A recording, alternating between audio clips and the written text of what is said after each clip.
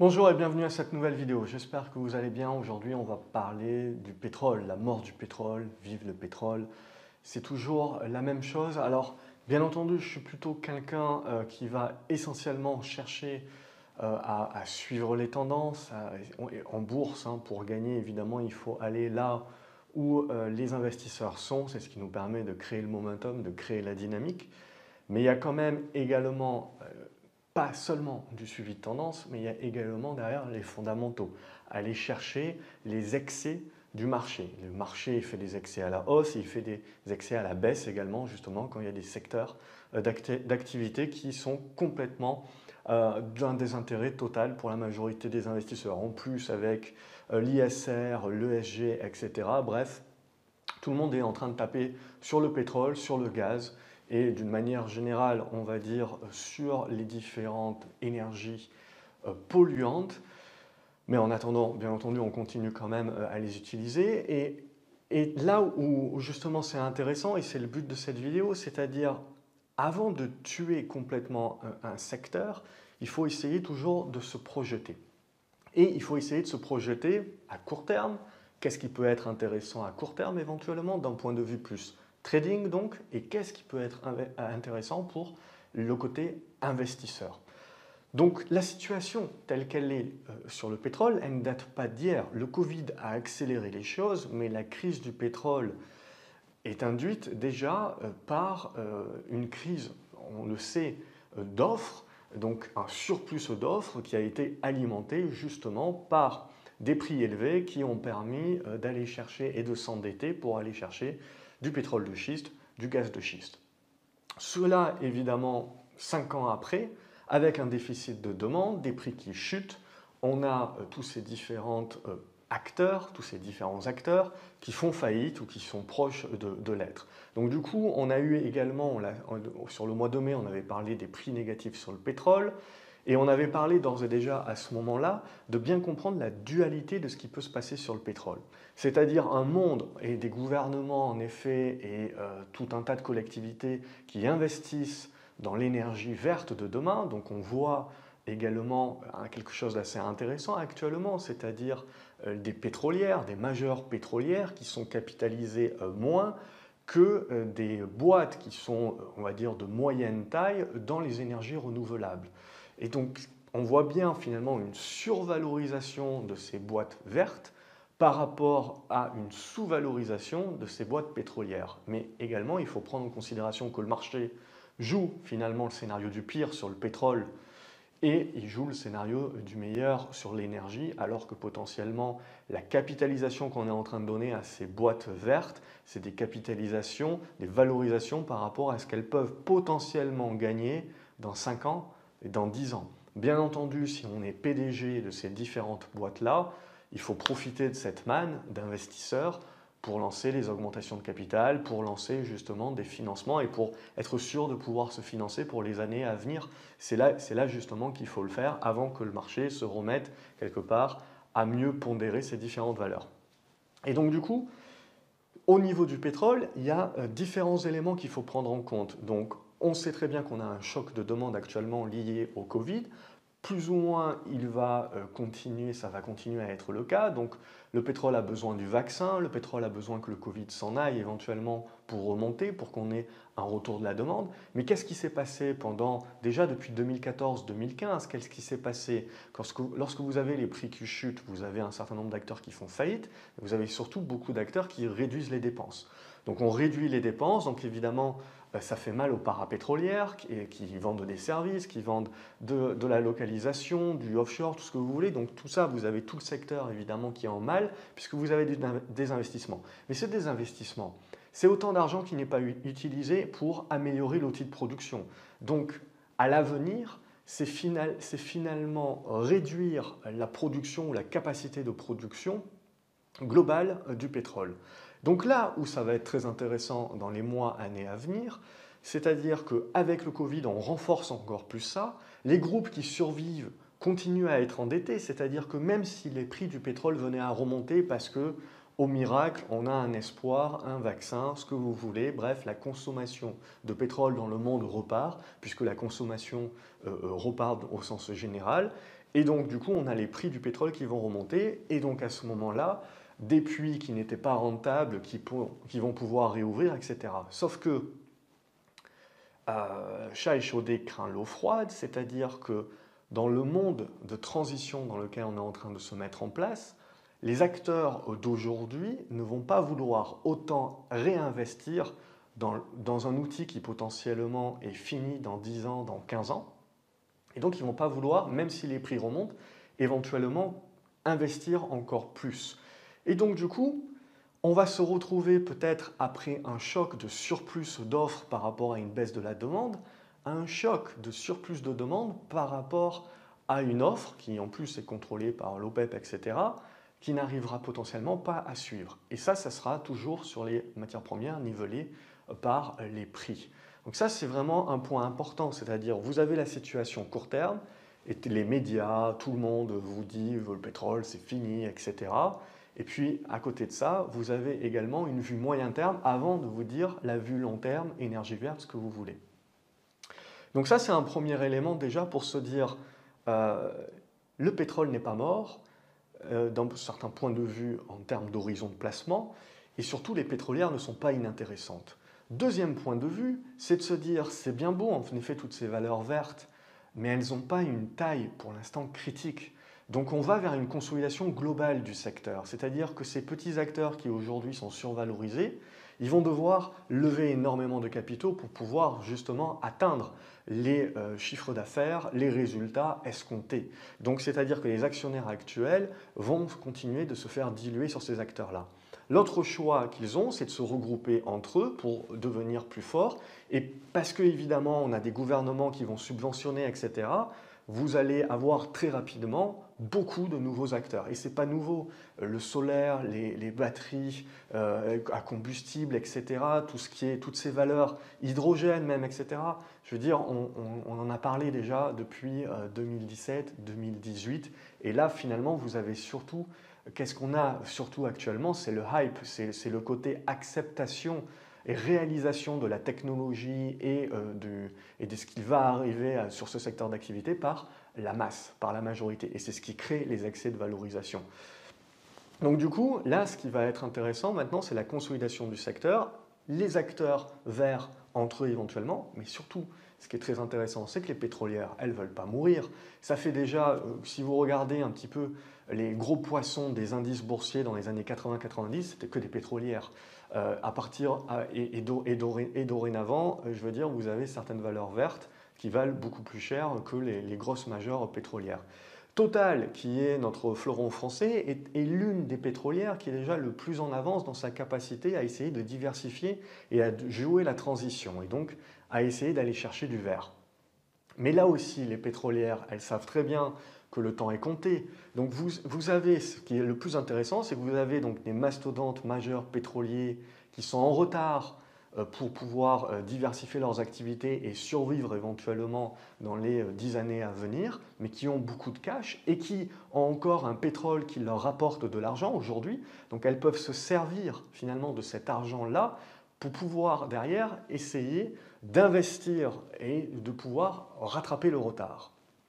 Lorsqu'une grosse entreprise n'arrive pas à rattraper son retard, qu'est-ce qu'elle fait en règle générale? Elle fait justement des OPA, des rachats, et elle va aller essayer d'aller chercher de la croissance externe. Donc c'est ce qu'il faut jouer sur le secteur éventuellement, c'est cette volonté des pétrolières de pouvoir se retourner rapidement et d'aller chercher de la croissance externe. Donc quand on vous dit que les pétroliers sont morts, etc., il faut bien regarder la capacité justement d'investissement de ces acteurs-là et leur capacité à aller investir, à aller chercher de la croissance et à aller chercher justement de la diversification dans leurs activités. Donc loin de l'idée de se laisser bêtement mourir sur une activité justement qui est en perte de vitesse. Et donc les petits acteurs verts, eux, petit à petit, je veux dire, au bout d'un moment, ils vont devoir également continuer de lever énormément de capitaux pour pouvoir continuer de prendre un train d'avance. Toujours ça, parce que des entreprises vertes, ils s'en créent à l'appel et partout dans le monde. Donc il y a beaucoup de choses qui sont en train d'être créées, et tant mieux, parce que tout ça, ça crée des investissements, ça va permettre de réduire encore les coûts et la rentabilité de l'énergie verte, ce qui va permettre de la rendre plus compétitive encore et encore. Donc du coup, ce qui sera intéressant et ce qui témoignera finalement que ce que je suis en train de vous dire est en train d'arriver, c'est quand vous aurez du Total qui pourra réintégrer des fonds qui sont pro-ESG, donc pro-environnement, etc. Parce qu'ils auront suffisamment diversifié pour pouvoir justement réintégrer ces classements et donc ils auront en plus une manne d'investisseurs qui auront la capacité de revenir et de gérants qui auront la capacité de revenir investir sur ces boîtes-là. Donc clairement, d'un point de vue investisseur, c'est contrariant, c'est complètement contrariant à ce stade-là. Mais vous avez aujourd'hui des valorisations sur Total, sur Royal Dutch Shell, sur... Après, les mastodontes américains sont intéressants également, mais on aurait tendance à croire qu'ils partent de plus loin. Ils auront un effort considérable à faire pour essayer de récupérer et de diversifier plus rapidement. Mais ils ont également de la manne financière. Et donc du coup, ce qui va être très intéressant également, c'est de jouer à la fois, je dirais, ces entreprises-là, pour leur côté, leur pied qui est toujours dans le pétrole, et à moyen terme, avec un déficit d'offres, parce qu'il n'y a pas eu d'investissement pendant des années, par rapport à une remontée de la demande, parce que la démographie continue d'augmenter. Alors le Covid, en effet, c'est certainement quelque chose qui restreint et qui va restreindre. Il y aura des impacts économiques, potentiellement une crise financière, on n'en sait rien, on verra comment les choses vont se goupiller. Mais à terme, à moyen terme, je veux dire, tant que la démographie augmente, tant que le mix énergétique comprend et qu'on va continuer de comprendre encore pendant longtemps du pétrole. Et donc vous avez ces pétrolières-là qui vont pouvoir justement profiter d'une remontée des prix et à la fois profiter de nouveaux pôles de croissance avec justement leur capacité de pouvoir se diversifier dans les énergies renouvelables, ce qui est déjà le cas pour quand même certaines d'entre elles. Autre élément pour moi qui est très intéressant, on a vu l'OPA, la tentative d'OPA sur Suez, c'est qu'il ne faut pas penser que le gros va manger le petit. Je pense qu'il peut y avoir des choses intéressantes. Alors il faudra voir en termes de Commission européenne, etc., concurrence, tout ce que vous voulez, si ça passe. Hein, on a cette capacité en Europe également d'éviter de s'empêcher de créer des géants. Mais du coup, ce qui sera très intéressant, et je pense à Engie notamment aussi, c'est les recentrages de ces grands groupes pour essayer d'aller chercher justement cette agilité et cette capacité de croître à nouveau. Et toujours le serpent de mer, hein, je veux dire, vous en avez plein des serpents de mer. Accor, hein, ça a été opéable pendant des années. L'OPA n'est jamais arrivé.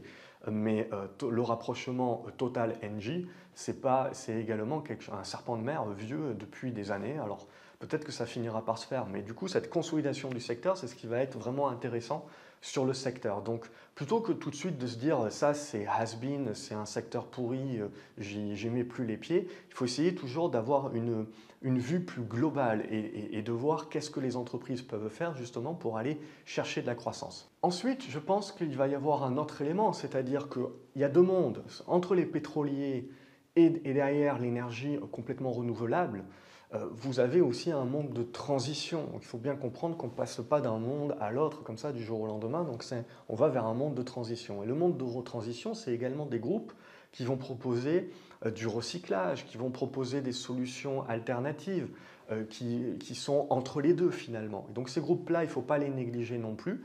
Et ils peuvent aussi se faire racheter par des plus grands groupes justement parce que au-delà de tout ce que les médias peuvent raconter, etc., il y a quand même une voie qui est la voie de la transition qui est pour moi le plus intéressant. Un groupe par exemple que j'apprécie, bon, vous avez des biocarburants comme Global Bioénergie par exemple, vous avez aussi, ce que je trouve intéressant, c'est EcoSlops dans le recyclage aussi.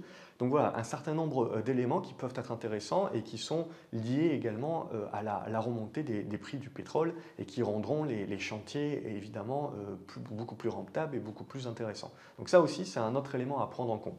Un autre élément à prendre en compte, c'est le transport maritime, que ce soit du gaz, que ce soit du pétrole. On a vu en effet, lorsqu'on a eu une chute de demande par rapport et l'offre, du coup, le temps qu'on se retourne pour pouvoir fermer à un certain nombre, qu'il y ait certains acteurs qui fassent faillite, mais que les autres ferment des puits, etc., on a vu donc un surplus de stockage. Et donc vous avez des boîtes comme Euronav, et celle qui est cotée à Bruxelles, cotée aux US aussi, mais qui est la plus intéressante, qui fait du rachat d'actions, qui verse du dividende, qui a un bon profil en termes fondamentaux. Graphiquement parlant, pour l'instant, ça fait trop rien, mais voilà, ça fait partie de ces valeurs de fonds de portefeuille également, pour jouer le secteur, pour jouer le fait qu'on va continuer d'avoir besoin justement de ce type de transport-là et de ce stockage-là, et que dans cette transition énergétique, dans cette bataille, vous l'avez compris, entre le court terme, moyen terme, entre le surplus de demande par rapport à l'offre, etc., il y a des choses qui vont devoir se goupiller.